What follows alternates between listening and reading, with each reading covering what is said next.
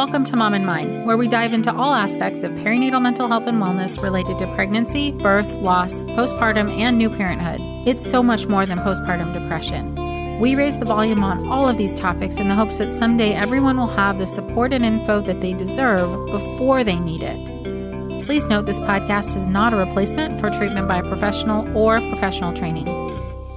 Welcome to Mom and Mind. I'm your host, Dr. Kat. For those of you who've been listening to the podcast for the past however many years, 4 or so, you know that there's such variation in the stories that you hear on the podcast. Everyone is sharing their personal perspective, their personal journeys. But what you also know is that there are so many similarities. It's pretty amazing how different and how similar people's stories can be. The one thing that binds us all together on this journey is the path from suffering and sometimes unknowing suffering, meaning we did not know what was about to hit us, through finding our way and getting to healing. And even on that, everyone's journey is very different. In our episode today, we are going to hear from Leila Tualla. She is an author and poet. She journaled her bouts with pregnancy anxiety, postpartum depression, and preeclampsia in a memoir, Storm of Hope, God, Preeclampsia, Depression, and Me, as a Way of Healing. She's going to walk us through her story of preeclampsia, depression, anxiety, having babies in the NICU, and postpartum depression. She wants people to know that you're never really alone, not in the NICU, and especially in the prayer and bargaining trenches. She's a Filipino mom living in Texas, and she really wants to know that more Asian mamas need to know that they can talk about mental health and not have to feel like it's a taboo thing. She says depression is real and culturally wanting to address postpartum depression and postpartum anxiety so that more people can know that help is available. Leila is a mental health advocate and part of 2020 Mom as an ambassador. She's currently volunteering as a peer support provider for organizations such as International Association of Premenstrual Disorders and PSI. She hopes that by sharing her maternal mental health and birth stories that moms know they are not alone and can get help through postpartum and their PMDD journeys. Let's hear from Leila. Welcome, Leila. Thank you so much for being with us. Thank you so much for having me. I'm glad that we are able to connect. You have a lot of experience in your experience, many different things that you went through and ways that you healed through your journey. And I think it's so valuable for all of us and listeners, especially who have multiple difficult things that happen in their path to parenthood, to hear from other people like you, so that they know that they're not alone and there's a way through. So thank you for bringing that to us today. And I invite you to start wherever you'd like with your personal story. Okay. Well, it started in 2012, winter or January of 2012. My doctor had just diagnosed me with preeclampsia. And at the time, it was just a blip in my textbooks and nutrition journals and what to say to moms. I worked as a nutritionist, so I counseled prenatal moms a lot. We went over pregnancy and what to expect. Preeclampsia was not one of them. Mm-hmm. So in my journey, that was the first time I ever heard it. And you Google like crazy and you try not to get sucked into it, but right. Essentially that's what happened. I got, I think, the start of having anxiety over what's going to happen with me, what's going to happen with my baby, what to expect with a premature baby. And of course, fast forward, I ended up having a 31-weeker. She ended up being in the NICU for 46 days. And then when we came home, I thought, this is it. We're going to start parenthood right here. Whatever happens, happens.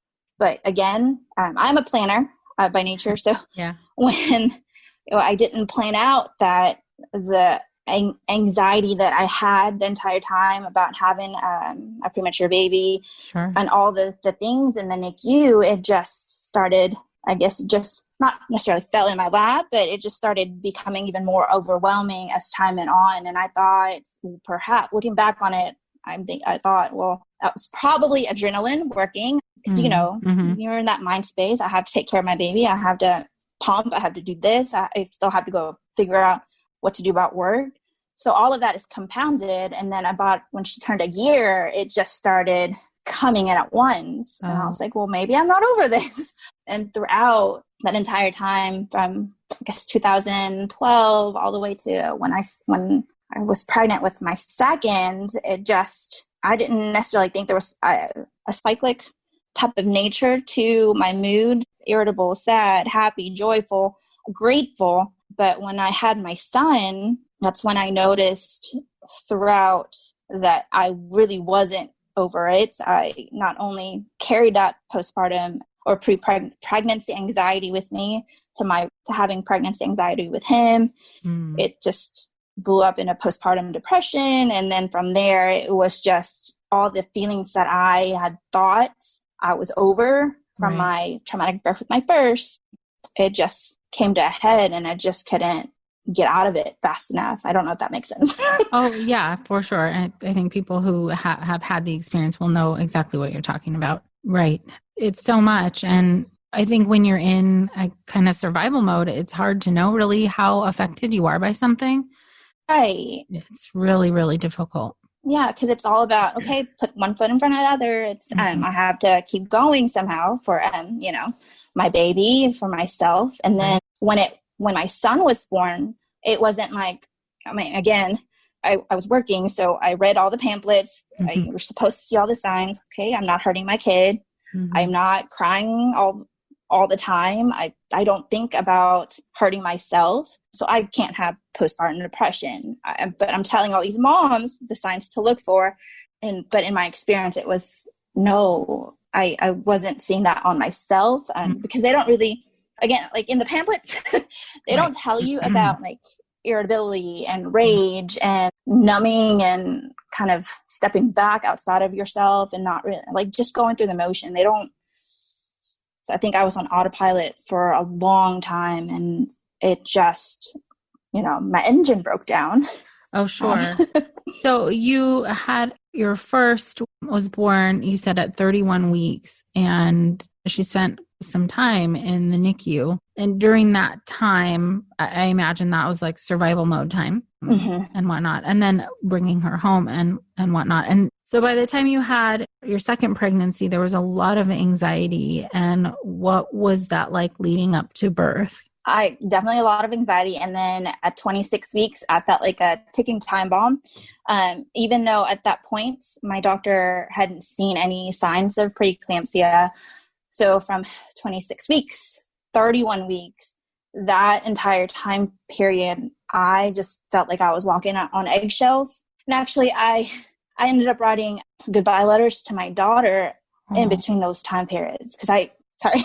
Oh, no, it's okay. I'm sorry. I didn't know if I was going to make it. Right. That's real. So that's a real fear. Yeah. Because you do read about how much worse preeclampsia can get. And then again, the anxiety kept putting into this fear that, oh, you got lucky the first time. This is what's supposed to happen the second time. Oh, gosh. That's so hard. So that happened. And then at 34 weeks and some change, I woke up. I had the most god-awful headache.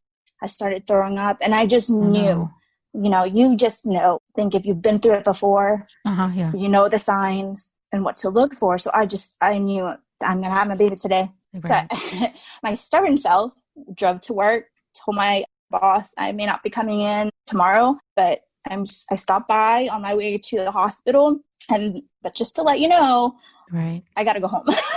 And I called my doctor and went back to the hospital. I was triaged that evening, and they told me, "Yeah, we're gonna have your baby at 8:00 tomorrow morning." So I ended up having him. Actually, my husband and I chose not to know the sex of the baby. So that entire time, I was like, I think that was also a part of, I don't know if it was my anxiety playing or what was going through my head, but not knowing what the sex of it made me feel a lot better just because I could say it, baby. I didn't have this is going to be so-and-so. Right. You know what I mean? Sure. So there was that separation of whatever happens, I did not claim this baby. Right. It sounds harsh to say. No, but I mean, I appreciate you bringing it in because it's a really common experience for people who've had any kind of trauma or loss for that matter in their, or grief really, in their first pregnancy, to be worried about getting connected and attached to a next baby. Yeah. Because it feels like if something bad happens, it's going to be that much harder if you are connected. But at the same time, what I find so amazing is how hard you fight for them. It's like, I don't want to get too connected, but I also have to keep this baby safe. Right. It's like That's such true. a powerful dynamic that birthing people have. All right, man, moms. Right? Yeah. Yeah. Amazing. But yes, so I think at that time I was thinking it was, it's all about my daughter this, everything about my daughter. And then when I went to the hospital, I was like, well, whatever this is, it's crap. Yep. But so I ended up having a son. He was born at 34 weeks. 6 days was right before he turned 35 weeks, or I was going to be 35 weeks, 5 pounds, and ended up staying in the NICU for 11 days. And the entire time I kept thinking, great, here's another preeclampsia baby. Here's another NICU baby. That was where I was at mentally and emotionally at that, at the time, that of course, postpartum depression just started coming in on top of all of that. Did you notice postpartum depression, looking back on it, start pretty soon? Looking back on it, it probably started a lot sooner than I put a name to it. Sure. I think at that time I was like, okay, but probably started as soon as they wheeled me in to take him out. But yeah, I wasn't able to bond with my son. I wasn't able to have all of these amazing feelings that you're supposed to have with your baby at the very beginning. And then by the time he was 6 months, I'm trying to think, I had gone back to work, and it was my ex-boss who had told me, you know what, you're not yourself. Something's up. Maybe you need to go get help. So I went and started to find postpartum depression. And through that, I found PSI, Postpartum Support International. And from there, I don't know what happened. I honestly don't know, but I connected to a bunch of poets. I went to a group meeting they had a group meeting, the postpartum support. I found one closest to me. I went in and I spoke with a lady, and she said, if you're a writer, you should just write about it. And then at the same time, the group of poets were going through this poetry thing. So I was like, well, I don't have time to write, but I could probably write some poetry. So that started to kind of come together. But I did journal from the time I had I had journaled on and off when I had my first one with my daughter, like how that was going through our diagnosis, what NICU was like, and then on and off throughout the year. So wow, it just kind of came together. Wow. Into a book about your experiences from after your daughter was born through the postpartum period of your son? No, the book touches upon my pregnancy with him and the pregnancy anxiety that's from there to like the healing part. But yeah, I never put my daughter's story in. Well, I did, but I don't think it was relevant. Right. I don't know.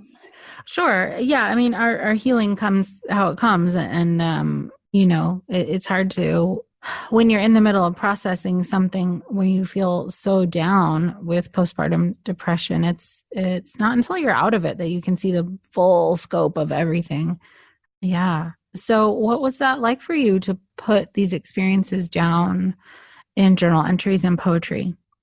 It was hard, definitely, because I had to work up the feelings and emotions I had when I was having my daughter, when she was in the NICU. So a lot of that, and I had talked to my doctor at some point during that time too, and she had mentioned, well, maybe you have some sort of PTSD from the traumatic birth that you just never faced with your daughter, that it's just now starting to come to head. And that's probably what you're feeling throughout the entire time.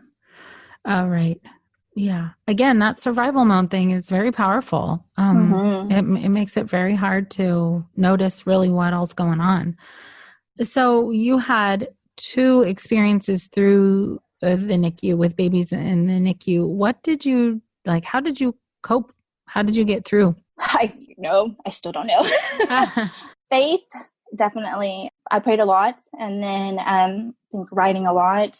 And then at some point in my postpartum depression journey, I think I had mentioned I wrote goodbye letters to my daughter. At some point, I not threw them away, but I had this ceremonious, let me cut these letters up because I am going to survive. I have 2 kids. Right. So yeah, having some sort of sisterhood also helped out a lot. At that point in time, I was going through preeclampsia survival pages, social media, and things like that. And having that feedback and support from other moms who were going through the same thing helps tremendously. Right. Oh, that makes me wonder, did anyone around you realize what you were going through, or did it feel like a very internal, solo, isolating process? It was very much an isolating process. It wasn't until I started to speak up, hey, this is what happened to me. My son is close to a year now, and you probably didn't notice that I wasn't at play dates quite as much, or I wasn't all there, that I found out through several different of my mom friends that, they went through the same thing too. So it became sort of, wow, I wish I had spoken up a lot more, then I would have been able to get the help sooner. Yeah. Yeah, I totally hear that. It's really hard to know once you're kind of getting the help and feeling better that you could have felt better sooner. It's kind of because it's also like a process of grieving. Like it's for some people, it feels like they lost time. Definitely. You are in that, some stages of grief, you're angry, you're trying to process, and you're in denial. So definitely going through my own grieving period. But I think at the same time too, so I'm Asian, and a lot of what my culture, a Filipino culture, deals with is you can handle this yourself. You can pick yourself up, show the world your tough face, and keep going. And I think a lot of that didn't help in my favor. But sure. So was the feeling like you couldn't or shouldn't say anything? I think both. I think it was like, I'm weak if I say something, but I also don't want that pity from people, because I can do this. I can do this by myself. I think that was one of the reasons I think subconsciously I just didn't want to share my story at the time. Like, I can do this by myself. Don't worry about me. Eventually I'll figure it out. This is just a problem. I looked at it like that. This is just a problem I'm having. I will get this fixed somehow. And just everybody else can worry about themselves. Sure. Right. So as you were figuring out what was going on for you, did you want to talk about it, or are there people that you did reach out to talk to, and what was that like? I talked to a therapist about it, and then the community, like my poetry community, the people that I knew my story would be safe in. But as far as my family or anybody else outside of that, friends, I didn't really talk about it until I felt I was in a place to talk about it. So it wasn't until he was about a year old, almost 2, that I started to say, hey, this is what was happening, just in case you couldn't figure it out. Sure. But it wasn't when I was comfortable. It was when I was comfortable to talk about it. I was able to, definitely the people closest to me. Sure. I just find it fascinating and amazing, really, how strong people are when they're going through something to just kind of power through and get through the day. And sometimes nobody can tell that something's going on. Every once in a while, somebody will say like, oh yeah, I was kind of wondering about X, Y, or Z, and you didn't quite seem like yourself sometimes. But what people see on the outside is often very different from what's happening internally. Right. around all, pregnancy, birth, postpartum. Sounds Yeah. like that was your experience that nobody Mm-hmm. around really could tell. Right. And I also think we are so wrapped up in, oh, how's the baby doing? It's all Yeah. focused on the baby, which is fine. But we never really take the time to wonder, like, hey, how is mom really doing? Mm-hmm. We don't really even ask that question because, again, as moms, we are supposed to power through this and we're supposed to, pick ourselves up and vacuum right after delivery. You know what I mean? So I think if we took the time now I know I do. I take the time whenever I have friends who just had babies. How are you, mom? How are you doing? I'm just checking in. I think that helps a lot. Yeah, it really does. It really does. So it sounds like with all the healing and work that you've done to get through this, the kind of what I assume felt like embarrassment or shame or secrecy around your feelings is not something you hold on to as much. Yeah, definitely no. I'm proud of where I've been, even though it was messy to get to where I am today. It's also both my kids' story that we survived. We went through a crazy beginning, but we're here. Yeah. I'm very grateful for that. Oh, that's fantastic. When you said that, it made me wonder what it was like what the process was to feel connected to them, because it can, like you were saying with your son, it's hard to get connected when you feel like you're worried. So the healing journey sometimes through postpartum depression and anxiety is also figuring out how to feel connected. Mm-hmm. Yeah. And it took a while, definitely. I think, the beginning, I think for sure my daughter helped me out with that bonding with my son, because she's all about baby brother. And, in my head, I was wanted to survive and do as much as I can for her. And I think it's through her that I ended up connecting with my son. Right. Isn't that amazing? Sometimes healing comes from our kids. It's a powerful connection. Okay. So after going through all of this, you clearly found some ways for healing through writing and journal entries, and it sounds like therapy. What was your healing process like, and what did you find along the way? So in between the poetry community and the preeclampsia community, I found premenstrual dysphoric disorder, PMDD group. I think it was a call on social media. I was on Instagram at the time, posting poetry. And one of their posts said, this is PMDD. We are looking for volunteers, something. So in my head, I don't know why, but I jumped on board. I was like, I'll go volunteer for this, because I would like to help at that point. I would like to try to help others. So along the way, I was the social media assistant. So I worked as behind the scenes for Instagram, just commenting, trying to get engagement up. And they have a different group called for peer support providers, which basically helps other people going through PMDD. And I decided to volunteer on that side. And over there, when I come across so many different people, specifically moms who had gone through postpartum depression, pregnancy anxiety, I found my community and my people. And that's, that's exactly what I wanted to do. So I'm helping other people, helping other moms, not necessarily see through the PMDD side of it, but also like in general, these feelings that we're having, these are all normal. We're going to get through this together. I think that definitely helps me where I am today. I think it's been over a year. Oh, that's fantastic. So, right. I think a bit of what you were saying is like that people who have a PMS or PMDD have a higher likelihood of developing perinatal mood or anxiety disorder because of that sensitivity to hormone changes. So that community in there sounds super important to normalize this. Another way to know that you're not alone. Right, exactly. And I mean, again, through that entire process of listening and hearing other people's stories, you're like, I'm definitely not only normal, I'm not alone, and I'm definitely more than enough. And helping other people has been an amazing journey. Oh, wow. That's fantastic. You sound so passionate about these topics. And I just love your journey where in terms of you went through a lot and you fought your whole way. And now in your ability to embrace that this is what happened and find your connection and strength and power through that is really, really amazing. Well, thank you.